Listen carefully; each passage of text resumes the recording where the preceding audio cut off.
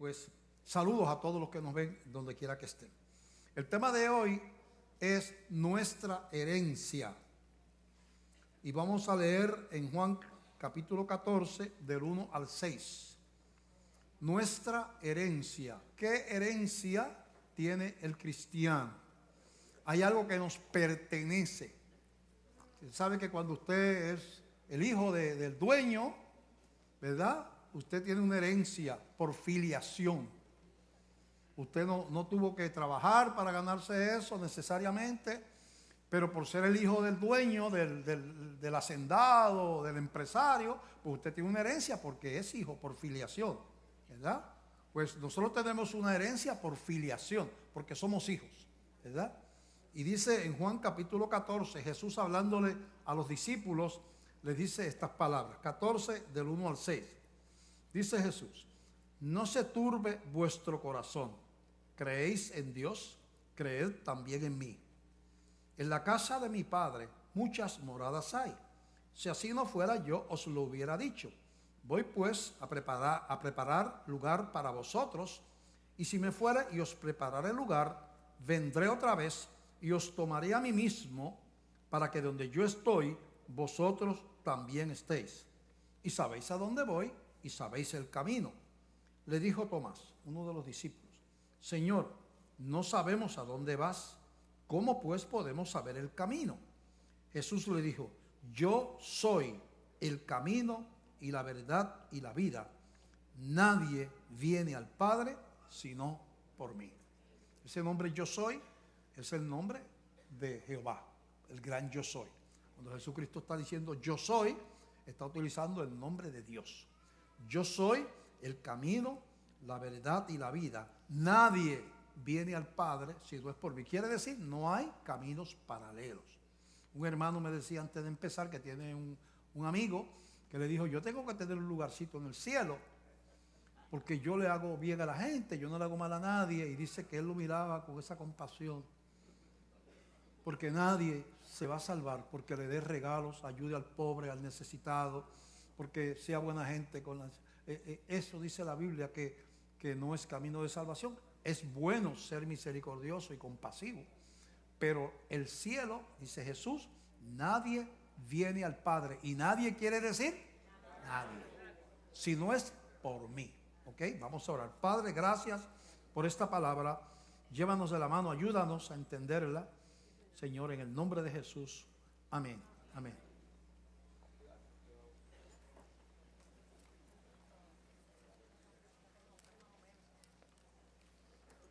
Esa herencia está preparada de antemano. No es improvisada. Ni siquiera son improvisados los que se salvan. La Biblia dice que Dios los conoce desde antes de la fundación del mundo. La Biblia nos dice inclusive que Dios prepara los corazones de las personas que Él elige, ¿verdad? Pero en Efesios capítulo 1, verso del 3 al 14, una lectura bastante larga, habla de esa herencia y qué garantiza que yo voy a entrar a la presencia de Dios, que yo voy a estar con Él. Y uno piensa, uno viene del campo de la ley, del legalismo, piensa, bueno, no, si yo me porto de esta manera, yo me porto de esta otra, si no hago esto otro, si hago aquello, ¿verdad? Entonces el ser humano pagando esa entrada, ¿verdad? El único problema que tiene eso es que un solo pecado bastaría para mandarte al infierno, como pasó con Adán. Uno pecado. Y nadie puede vivir perfectamente porque no somos perfectos.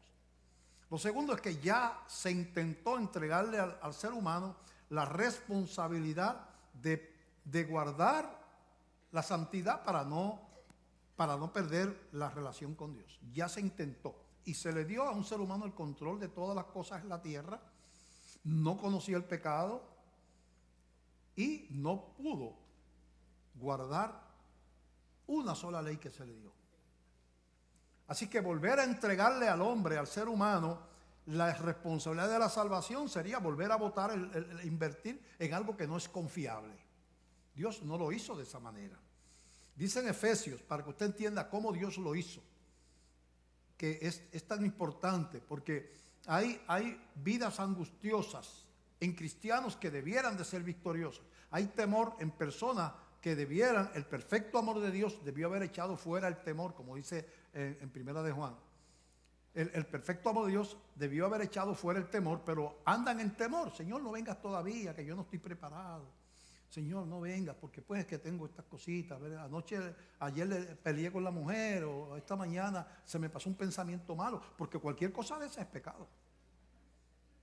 O sea, el pecado es la ira, el resentimiento, el celo, la envidia, la lascivia, el orgullo, la codicia. O sea, si tú te fueras a salvar por no pecar, pues es un problema bien serio.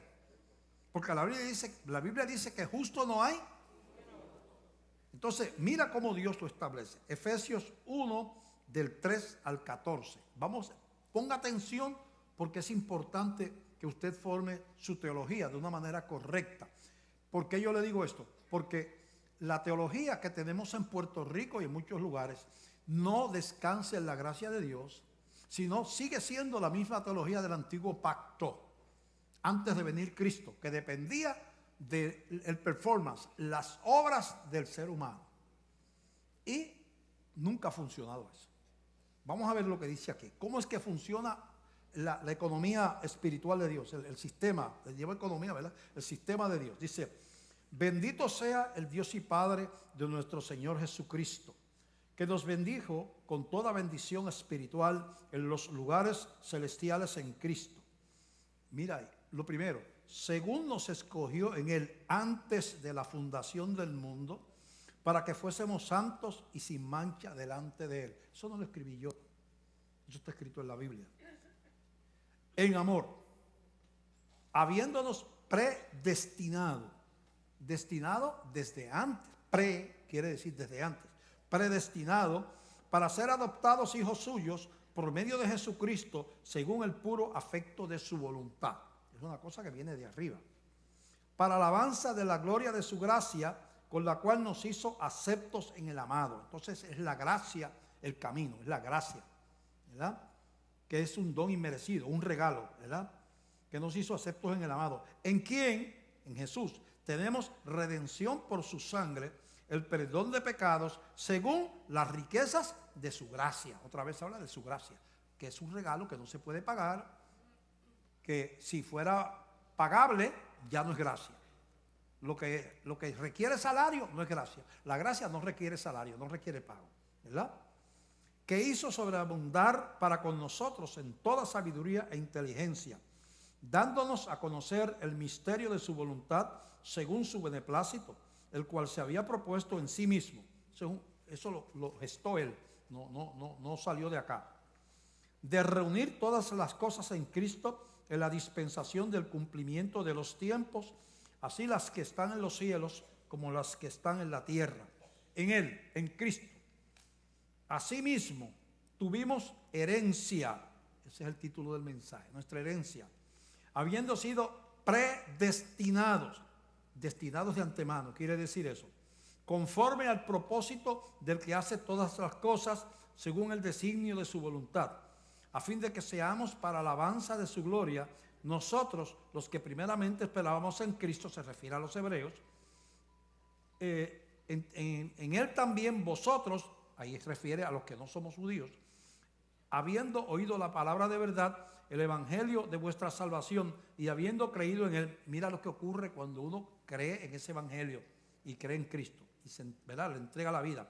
Habiendo creído en Él, fuiste sellados con el Espíritu Santo de la promesa, que es las arras, la garantía de nuestra herencia, hasta la redención de la posesión adquirida para alabanza de su gloria. Ese sello hasta venga la redención, ¿verdad? Cuando venga que uno se va con el Señor o venga Cristo a buscar a la iglesia.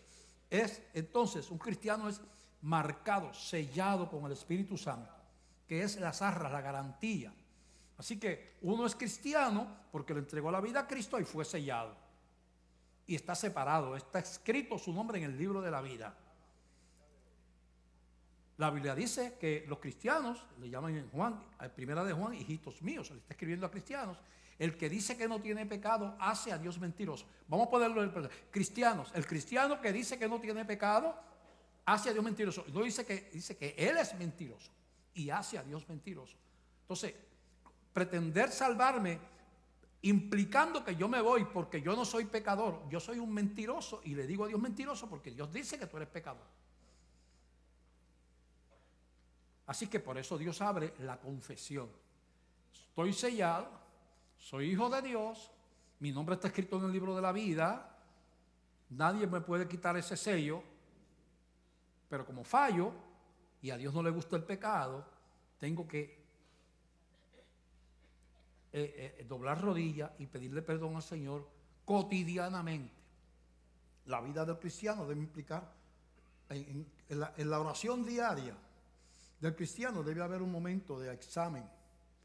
¿Qué yo he hecho que contradice la ley de Dios, contradice sus principios? ¿Qué yo he hecho?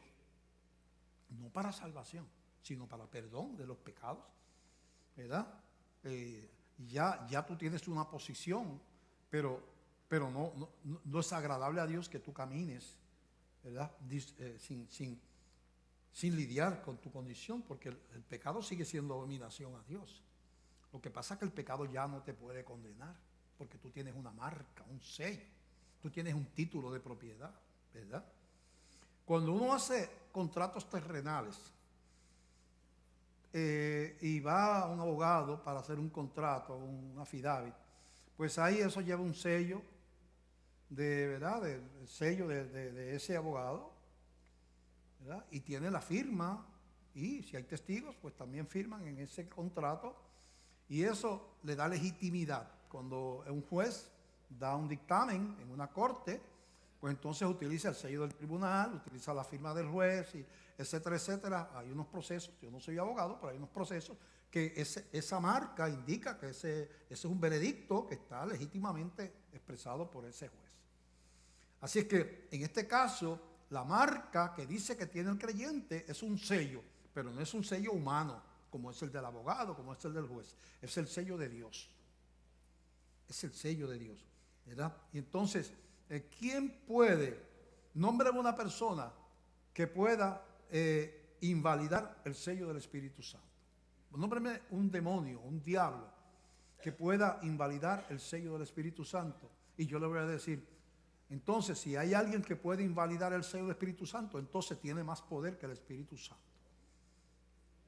Si alguien le puede arrebatar un hijo a Dios, tiene más poder que Dios, porque Jesús dijo, mis ovejas, mi Padre me las dio, que es mayor que todos, y nadie las puede arrebatar ni de la mano de mi Padre, ni de mi mano. Mis ovejas oyen mi voz, y nadie las puede arrebatar de la mano de mi Padre. Entonces, aquí vemos coincidencia. Aquí dice que somos sellados por el Espíritu, allá dice que nadie nos puede arrebatar de la mano de Dios. Así que, entonces, eso se llama una ciudadanía. Nosotros tenemos ciudadanía del cielo. ¿Qué le dijo Jesús? No se turbe vuestro corazón, creen en Dios, crean también en mí. En la casa de mi Padre muchas moradas hay. Si así no fuera, yo se lo hubiera dicho. Voy pues a preparar lugar para ustedes. Él no había muerto todavía cuando está hablando con los discípulos. Dice, yo voy a que me maten. Yo voy a preparar un lugar. Y cuando me vaya y les prepare el lugar, después que muera, vendré, lo tomaría a mí mismo, porque yo quiero que donde yo estoy, ustedes estén conmigo. Eso fue lo que dijo Jesús. Y dijo, yo soy el camino, la verdad y la vida. Nadie viene al Padre si no es por mí. Está hablando de lo mismo del sello del Espíritu Santo. Está hablando de una posesión, de una posición y una posesión. La posesión de que somos de Dios. La posición de que somos hijos de Dios. Entonces, es importante entender eso. ¿Y quién guarda nuestra salvación? Vamos a buscar en Primera de Pedro. En Primera de Pedro, capítulo 1, del 3 al 5, dice, escucha esto, yo quiero que tú puedas reprogramar tu entendimiento. Porque yo te voy a decir algo, el 90% de la predicación que tú oyes no es predicación bajo los principios de la gracia, es predicación bajo la ley. Es la misma predicación que tú escucharías de un profeta del Antiguo Testamento, que era una relación condicionada, imperfecta. La ley antes de Cristo no se dio para salvar. No podía salvar a nadie. Nadie se puede salvar por la ley. Porque por medio de la ley es el conocimiento del pecado. La ley fue dada para llevarnos a Cristo, para que se nos quite el orgullo, digamos, Señor, tú tienes razón. Sí, yo he mentido. Sí, Señor, yo he hecho esto. Tú tienes razón. La ley tuya prueba que yo soy pecador. Perdóname, Señor. Eso es el propósito de la ley. La ley me lleva a las rodillas, pero no me salva. ¿Qué dice Primera de Pedro, capítulo 1, verso 3 al 5? Bendito el Dios y Padre de nuestro Señor Jesucristo, que según su grande misericordia nos hizo renacer para una esperanza viva. Viva. Esa es la vida. La vida de Dios es viva para siempre. Por la resurrección de Jesucristo de los muertos. Así como Cristo venció la muerte, se levantó y no muere más, con un solo sacrificio, hizo perfectos para siempre a los santificados, dice la Biblia, ¿verdad? Para una herencia incorruptible.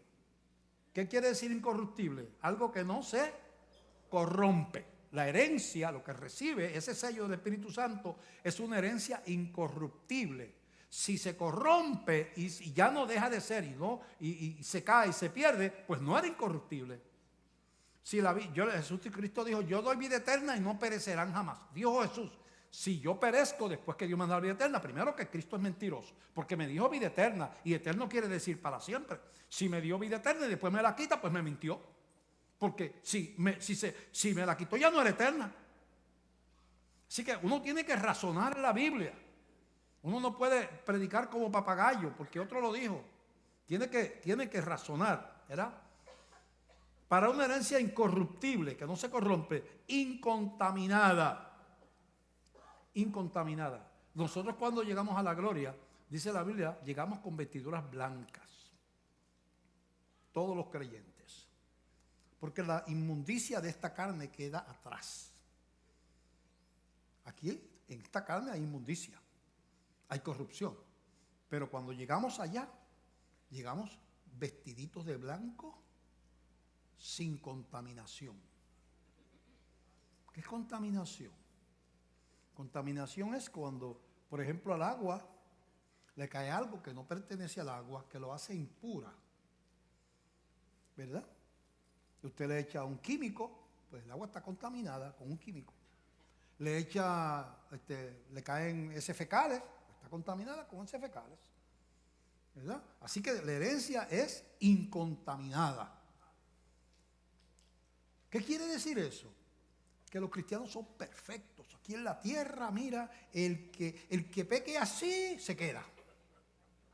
Pues mira, tengo noticias, se quedó todo el mundo. Hasta el apóstol Pablo debe estar quemándose en el infierno con el apóstol Pedro. Porque ellos no eran perfectos. Ellos se salvaron por la gracia de Dios. Así que una incorruptible, incontaminada e inmarcesible, quiere decir que no se marchita. ¿Tú sabes lo que es marchita? Algo que es lozano, bonito, como una flor de esas naturales que tú compras. Qué linda está este ramito. Y tú se lo llevas a la esposa y lo pones en un jarroncito. Ay, gracias, mi amor, qué lindo. A los 4 días están así. Dobladas, los pétalos empiezan a caer al piso. ¿Qué le pasó a la plantita? Se marchitó. Pero dice que esta herencia no se marchita. Está igual en un viejito de 95 años que en un cristiano de 15. Porque esa herencia no se marchita. Y cuando partamos de este mundo, entonces que se pone más lozana. Porque entonces ya se queda toda la corrupción detrás de este cuerpo, ¿verdad? Inmarcesible, que no se marchita, reservada en los cielos para vosotros, que sois guardados por el poder de Dios mediante la fe, para alcanzar la salvación que está preparada para ser manifestada en el tiempo postrero, después que partamos de este mundo. En lo cual vosotros os alegráis en esa salvación, aunque ahora, por un poco de tiempo, si es necesario, tengáis que ser afligidos en diversas pruebas, para que sometida a prueba vuestra fe, mucho más preciosa que el oro, el cual aunque perecedero se prueba con fuego, sea hallada en alabanza, gloria y honra cuando sea manifestado Jesucristo. Te dice que tienes una herencia, te dice que tienes una posición, te dice que estás sellado por el Espíritu Santo. Pero te hace una advertencia. No creas esa predicación por ahí que esto es un paraíso aquí en la tierra. Que si tú te conviertes a Cristo no vas a tener problemas y no te va a pasar nada en la vida. porque esa es una predicación engañosa, que puede gustarle a la gente y puede que hasta llene iglesias, pero que aquí te está diciendo, no, tú tienes una herencia, la herencia es incorruptible, tú no. En este mundo, este es el valle de sombra y de muerte. Aquí hay maldad, aquí hay crimen, aquí hay enfermedades, aquí hay terremotos, aquí hay huracanes, aquí hay guerra, aquí hay montones de cosas. Hay coronavirus. De hecho, desde que yo vine de mi viaje misionero de la China, como que me estoy sintiendo el cuerpo cortado. No, pueden saludarme. Me pueden saludar.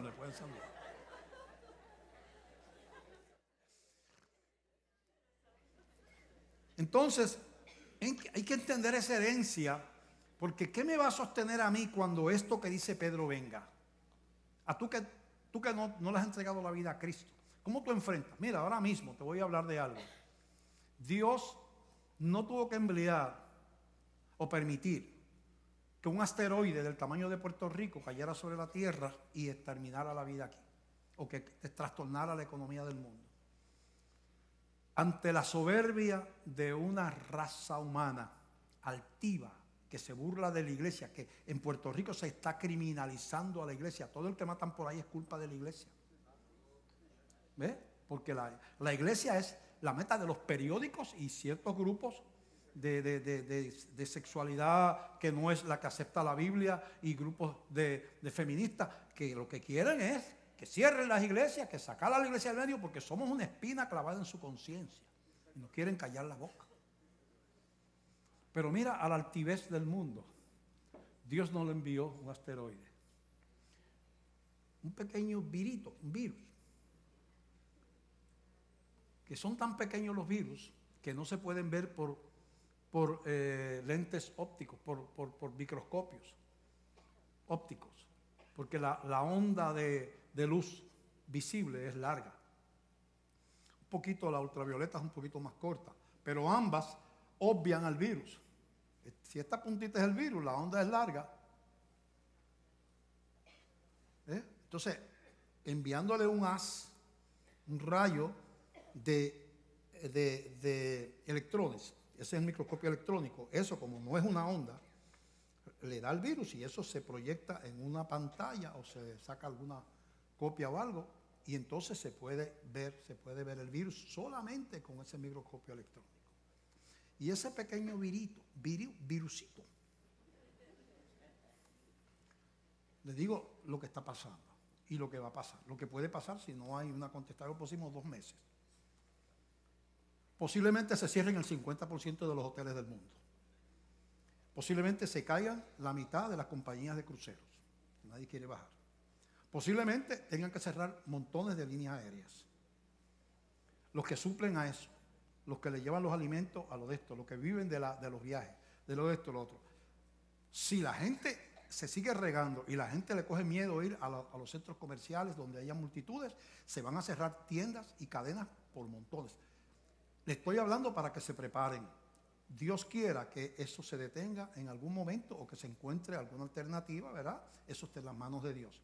Pero en este mundo están pasando cosas que retan la altivez de un mundo que piensa que por tener tecnología, y así está la gente.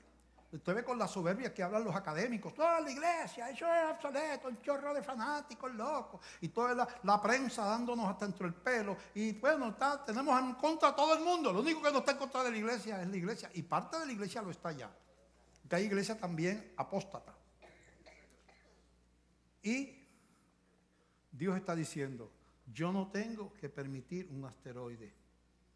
Ustedes se creen que saben mucho por los celulares, la tecnología, las tabletas, las computadoras, los satélites, los jets, los viajes a la luna. O sea, el mundo es suyo, Dios no existe. Un pequeño virus. Y la economía del mundo. Ustedes se parecen. Si le está malo, perfecto. Le está diciendo Dios al mundo. Usted le parece a un mime, a un mosquito. Digo mosquito porque muchos países no saben lo que es un mime. Eso es acá de Puerto Rico. Un mime es un mosquito enano, no, es otra especie. Pero bueno, los perros saben mucho lo que son los mimes. Entonces, un mosquito retando a pelear a un elefante.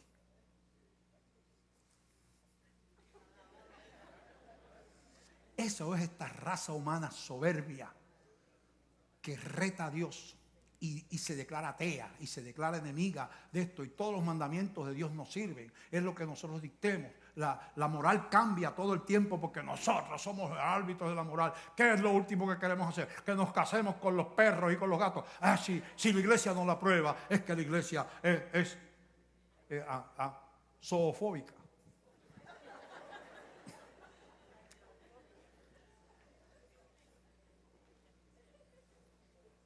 La herencia de los cristianos, ese mundo no lo entiende, porque la Biblia le llama un misterio. Solamente los redimidos lo entenderán. Puede tener 8 doctorados y 4 premios Nobel, y si el Espíritu Santo no lo ilumina, no lo va a entender. Solamente el Espíritu Santo puede revelar a Cristo. Solamente. Nosotros fuimos creados como seres privilegiados. De hecho, de toda la creación terrenal, de toda la creación, solamente el ser humano es creado a la semejanza de Dios. Como dice Génesis 1, del 26 al 30. Dice así: entonces dijo Dios, hagamos al hombre a nuestra imagen. No dijo eso ni del gato, ni del perro, ni del león, ni del elefante, ni del caballo. Al hombre, a nuestra imagen, conforme a nuestra semejanza, y señoree en aquel tiempo lo que Dios le dio al primer ser humano, en los peces del mar, en las aves de los cielos, en las bestias, en toda la tierra, en todo animal que se arrastra sobre la tierra. Dios le dijo, tú mandas a la creación. Cuando se apartó el hombre de Dios, se cayó esa autoridad, y la creación está en contra de nosotros, ¿verdad? Y se viró al revés, ¿verdad? Y creó Dios al hombre, verso 27, a su imagen, a imagen de Dios lo creó, varón y hembra los creó. Ahí dice cómo los creó Dios, varón y hembra los creó. Y los bendijo Dios y les dijo, fructificaos y multiplicad, llenad la tierra y sojuzgadla y señoread en los peces del mar, en las aves de los cielos y en todas las bestias que se arrastran sobre la tierra. O sea, esa autoridad y esa relación con Dios era lo que caracterizaba aquella relación antes de que el ser humano escogiera obedecer a Satanás. Cuando el ser humano escoge obedecer a Satanás y desobedecer a Dios, muere espiritualmente, se rompe la relación. La paga del pecado era la muerte, como Dios le dijo, y eso ocurre. Espiritualmente la raza humana no tiene manera de tener comunión con Dios, si no es a través del milagro de la redención a través de Jesucristo. Dice aquí en Génesis capítulo 3 del verso, mira cómo lo expresa aquí, 3:22. Y dijo Jehová Dios, he aquí que el hombre es como uno de nosotros, sabiendo el bien y el mal. Ahora pues que no alargue su mano y tome también del árbol de la vida. El árbol de la vida tiene que ver con la vida eterna, que fue lo que se perdió. Y coma y viva para siempre. El hombre no puede vivir para siempre, no tiene eternidad conmigo, no puede estar conmigo. Eso es lo que está diciendo Dios.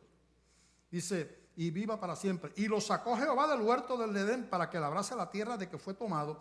Echó pues fuera al hombre y puso al oriente del huerto de Edén querubines y una espada encendida que se revolvía por todos lados para guardar el camino al árbol de la vida. Ese camino al árbol de la vida que es hacia la eternidad se cerró. Y desde ahí en adelante toda la descendencia humana nace bajo la maldición del pecado, separado de Dios y con camino de muerte por delante. A menos que eso se interrumpa y ilumine la mente el Espíritu Santo de una persona y esa persona reconozca el sacrificio de Cristo que pagó el precio de esa culpa y que clavó los pecados de esa persona en la cruz, y reconozca eso y doblegue su orgullo y reconozca y reciba al Señor como Salvador, la persona no hay manera que rompa esa sentencia de muerte, de condenación. No hay manera. Solamente Jesucristo dijo, yo soy el camino, la verdad y la vida. Nadie, eso es un absoluto, nadie viene al Padre si no es por mí. Así que Dios le da al ser humano una herencia a los que se convierten, a los que Dios llama y los convence de pecado. Una herencia. Y de hecho nos da más de lo que tenía de lo que tuvo jamás Adán. Más inclusive nos da algo que no tienen los ángeles. Los ángeles no tienen el cántico de los redimidos, porque los ángeles que pecaron fueron expulsados del cielo. Satanás era un ángel y cuando se rebeló contra Dios fue expulsado con otros ángeles que son los demonios. Así que para los ángeles no hubo redención. Sin embargo, para la raza humana, porque los ángeles no tuvieron tentador, ellos contrataron contra ellos mismos la rebelión contra Dios. Los seres humanos tuvieron un tentador y Dios coge otro camino y le da al hombre un camino de salvación a través de Jesucristo, ¿verdad? Entonces es bueno entender entonces todo ese, ¿verdad? Ese mecanismo. En Génesis capítulo 3, verso 22 en adelante, en Génesis capítulo 3, perdón, en Juan capítulo 3, verso 13 en adelante. Juan 3:13 dice: nadie subió al cielo sino el que descendió del cielo, el Hijo del Hombre que está en el cielo. Está hablando de Jesús, el único divino que ha venido acá a vivir se llama Jesús. Nadie. Y como Moisés levantó la serpiente en el desierto, así es necesario que el Hijo del Hombre sea levantado. Acuérdate que esto lo está diciendo Jesús antes de su muerte. Está hablando del futuro. Así como Moisés levantó la serpiente y el que miraba la serpiente en el Antiguo Testamento narra eso. Había una epidemia, muerte, y el que miraba esa serpiente se sanaba y no moría. Entonces esa serpiente, y dice, porque una serpiente que es símbolo de Satanás, Dios manda a levantar una serpiente, porque eso era simbólico de la redención. Cristo iba a ser levantado lleno de pecados que no eran los de él. El pecado simboliza a Satanás.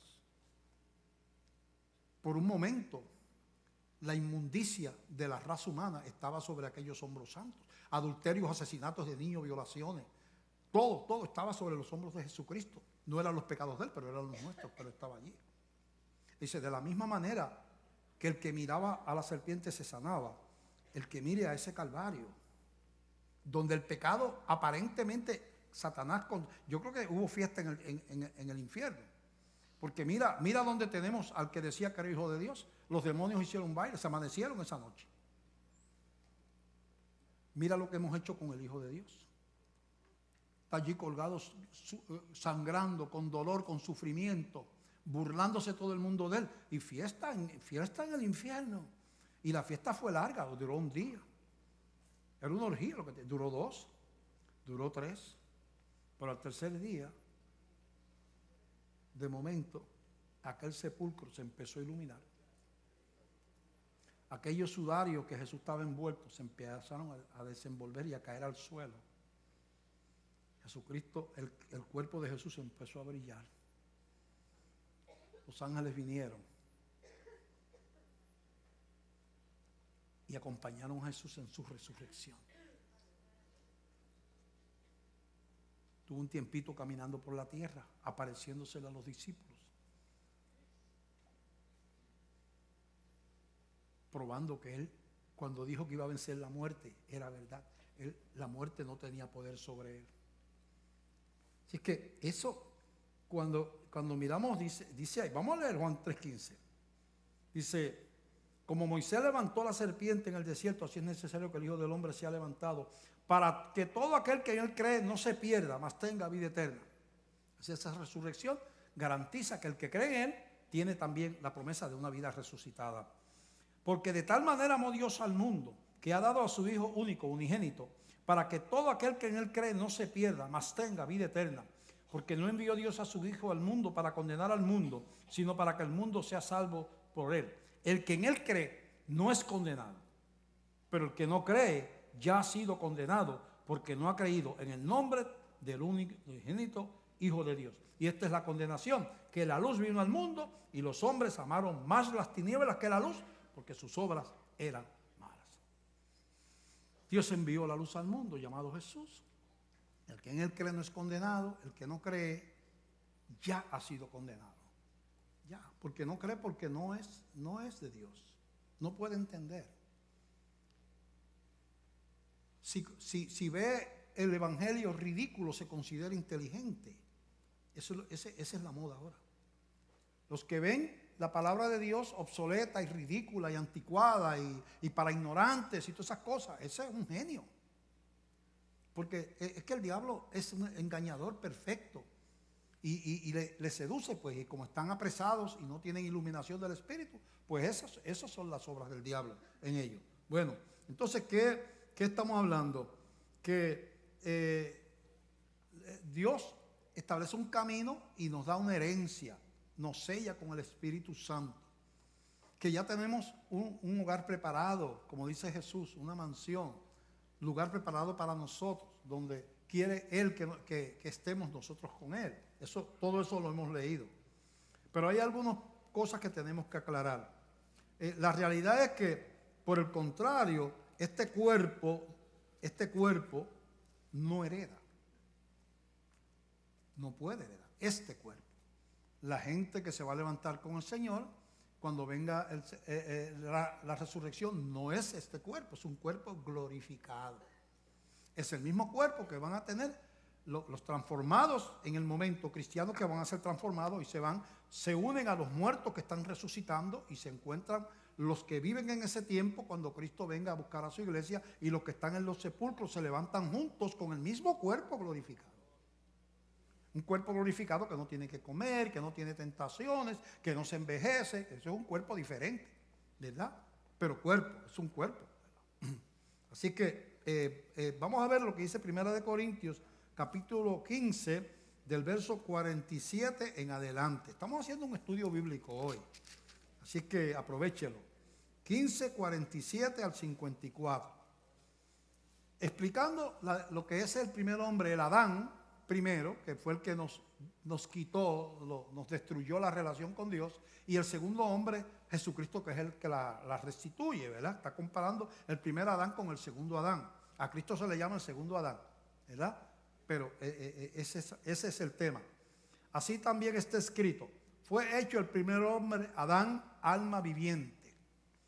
El postrer Adán, espíritu vivificante. Mira la diferencia. Él era un alma viviente, pero no era un espíritu vivificante.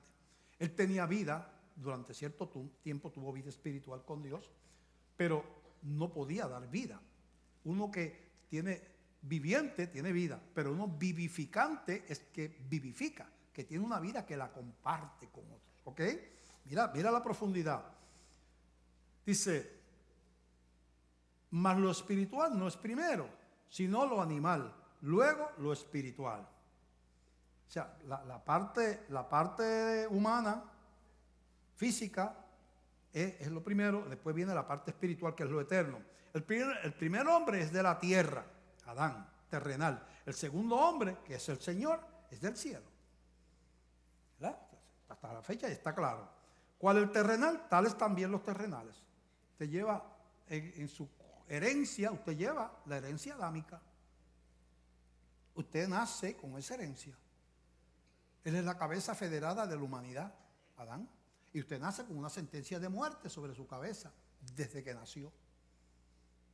Porque la muerte, dice la Biblia, pasó a todos los hombres. Por un hombre, por Adán vino la muerte, y la muerte pasó a todos los hombres. Así que la raza humana está separada de Dios. Eso es lo que está diciendo ahí, ¿verdad? Así como hemos traído, versículo 49, la imagen del terrenal, traeremos también la imagen del celestial. Hablando entonces de que nacemos con la muerte, la sentencia de separación de Dios, y ese es el sello que llevamos. Dice: también los que se convierten van a llevar el sello del espiritual, ¿verdad? Del celestial. Pero esto te digo, hermanos, que la carne y la sangre no pueden heredar el reino de Dios, ni la corrupción hereda la incorrupción. A la gloria no llegan este cuerpo, ni siquiera esta mente, porque eso es parte de la carne también. Hay una modificación,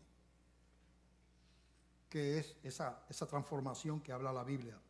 Dice: he aquí os digo un misterio, no todos dormiremos, no todos moriremos, pero todos seremos transformados. Quiere decir, va a llegar en algún momento, cuando venga Cristo a buscar, va a haber gente viva, ¿verdad? Sí, va a haber los muertos a través de los miles de años que son hijos de Dios, que se han convertido, y entonces están los que están vivos, que son cristianos en el momento que venga el Señor. ¿Verdad? No todos dormiremos es morir, pero todos seremos transformados. Ambos recibirán un cuerpo glorificado, los que están vivos y los que están muertos. En un momento, en un abrir y cerrar de ojos, a la final trompeta, porque se tocará la trompeta, y los muertos serán resucitados incorruptibles.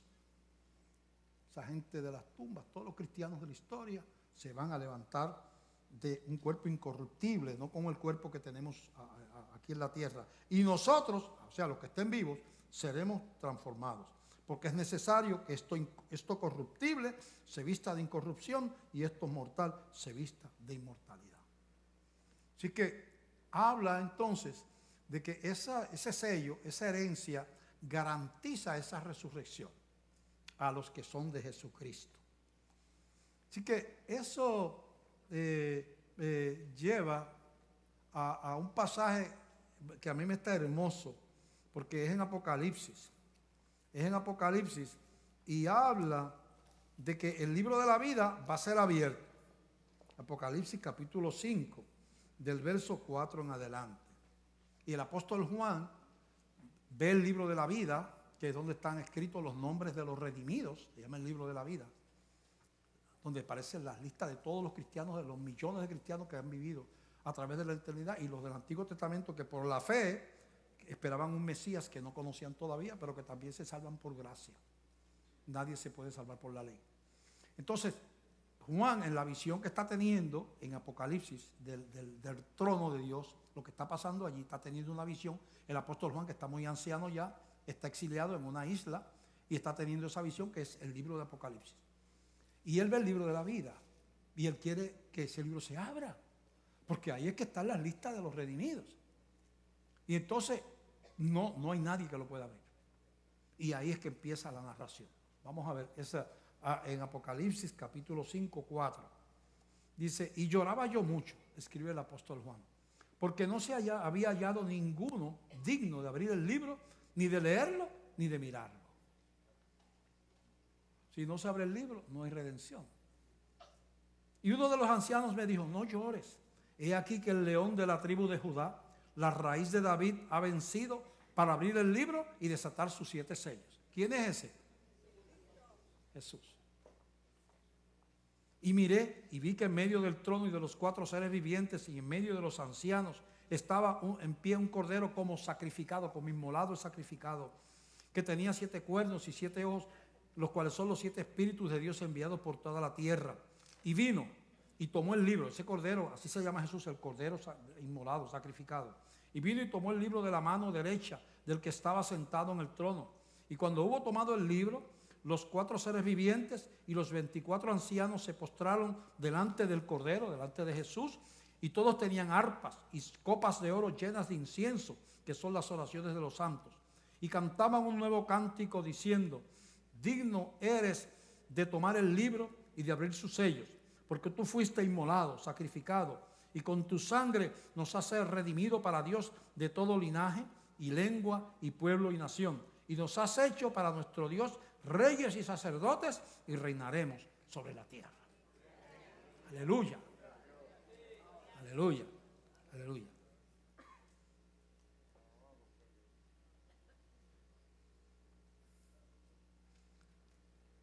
Muchas veces nosotros predicamos el Evangelio y pues ya yo llevo 44 años, este año cumplo 44 años. Primero empecé de pastor bivocacional, no había renunciado a mi trabajo todavía. A los 2 años renuncié a mi trabajo en la universidad. Y de ahí en adelante pues saqué el grupito que empezó por unas damas en una sala, un estudio bíblico, después en una marquesina, que fue donde yo me convertí, con algunas 6, 8 damas o 10 damas. Y entonces yo no sé si yo fui el primer varón que hubo en el grupo, yo creo que sí. No recuerdo que hubiera más nadie. Y entonces ahí empezó a crecer la Iglesia Bautista de Glenview, con un misionero a cargo. ¿verdad? Y eventualmente, no voy a narrar lo que pasó, pero por circunstancias que pasaron, el misionero se va y yo termino a cargo, supuestamente, temporariamente a cargo de la obra. Yo no acepté la obra para quedarme de pastor. Acepté la obra hasta que llegara el otro misionero. Hace 44 años yo no lo veo por ningún lado. Quiere decir que ha tardado un poco. El asunto es que, bromeando, yo me enamoré del Evangelio, de aquella pequeña iglesita que por no tener varones, yo tenía que cortar la hierba de la casa donde estábamos, tenía que destapar los inodoros. Y yo salí de la universidad de dar clases y a veces tenía que venir a hacer cosas de esa naturaleza en la iglesia. Pero yo prefería hacer eso, a estar enseñando microbiología, que era lo que yo enseñaba en la universidad. Yo prefería eso. Me sentía honrado. Qué glorioso es limpiar inodoros en el nombre del Señor. Qué glorioso es trabajar en el parking en el nombre del Señor. Qué glorioso es cuidar niños en los nurseries de la iglesia en el nombre del Señor. Qué glorioso es estar en los grupos familiares reunidos. Qué glorioso es estar en la iglesia reunidos con los hermanos en Cristo, los sellados con el Espíritu Santo de la promesa, donde la presencia de Dios está aquí porque somos sus hijos. Lo entiendan los inconversos o no lo entiendan, la iglesia cristiana es el cuerpo de Cristo. Lo entienda o no lo entienda. Si no lo entiende, I'm sorry, lo lamento. Me da lástima contigo. Porque cuando se abra el libro, tu nombre no está escrito ahí.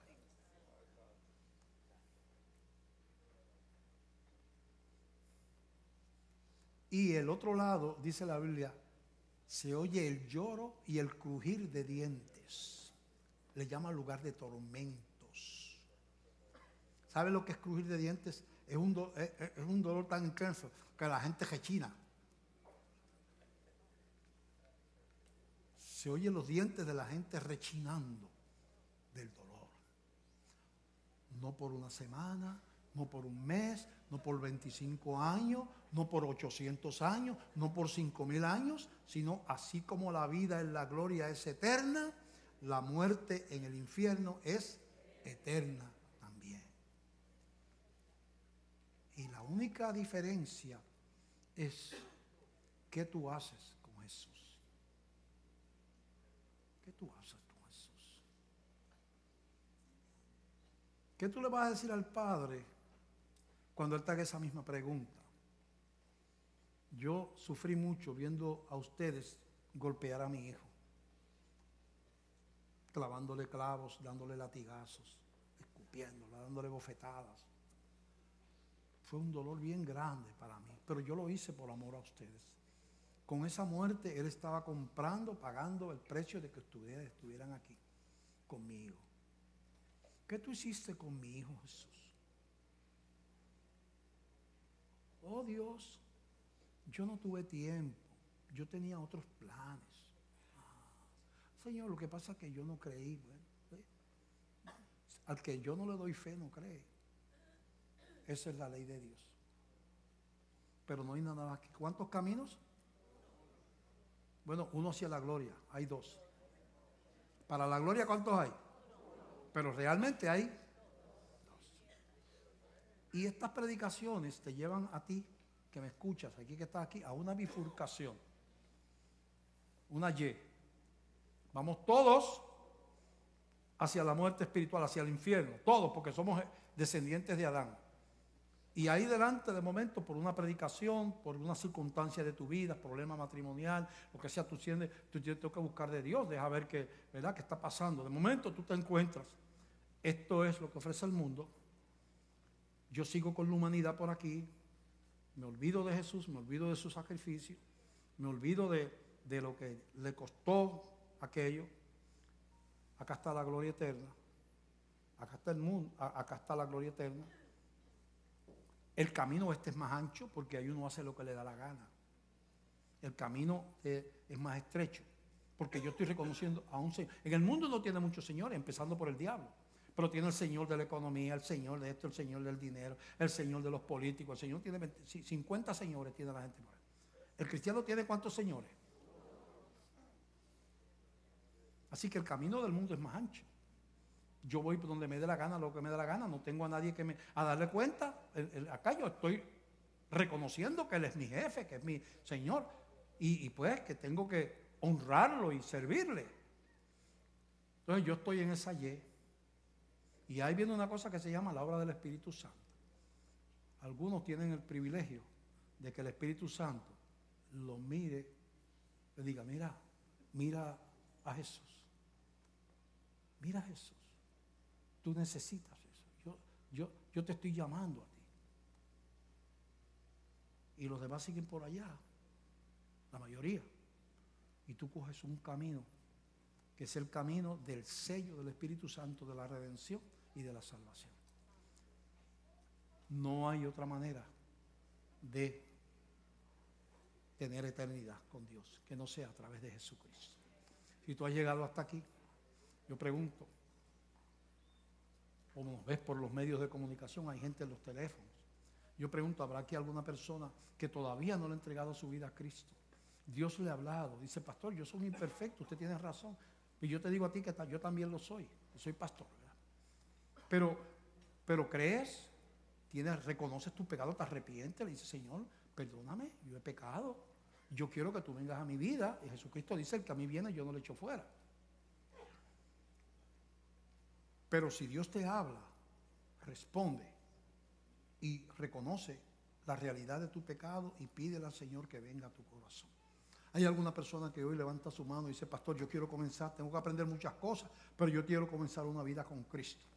Yo quiero caminar con Él por la vida y encontrarme con Él después de la muerte. ¿Hay alguien aquí que levanta su mano y recibe a Cristo como Salvador? Públicamente, como manda la Biblia. Hay alguien. Allá en el balcón, acá abajo, alguien levanta su mano y le entrega su vida y sus pecados a Cristo. ¿Hay alguien?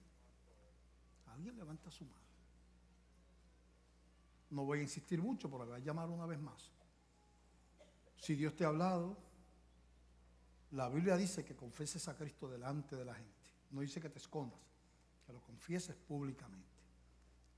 Si Dios te ha hablado, hay alguien que hoy entrega su vida a Cristo públicamente, como manda la Biblia. Hay alguien que le entrega su vida y sus pecados a Cristo. Vamos a ponernos de pie. ¿Cuántos alaban al Señor? Wow. Ese sellito, papá, no es el sello del juez, ni del abogado, ni del presidente de Estados Unidos, ni del rey de yo no sé dónde. Es el sello del Espíritu Santo. Eso sí que es mucho decir. Vamos a orar. Gracias, Padre. Repita conmigo. Gracias, Padre, por la herencia. Gracias, Jesús, por preparar morada para nosotros. Ayúdanos a caminar contigo. Enséñanos. Llévanos de la mano. Presentamos todas nuestras necesidades delante de ti. Llévanos con paz. En el nombre de Jesús. Amén. Que la paz de Dios sea con ustedes. Dios les bendiga.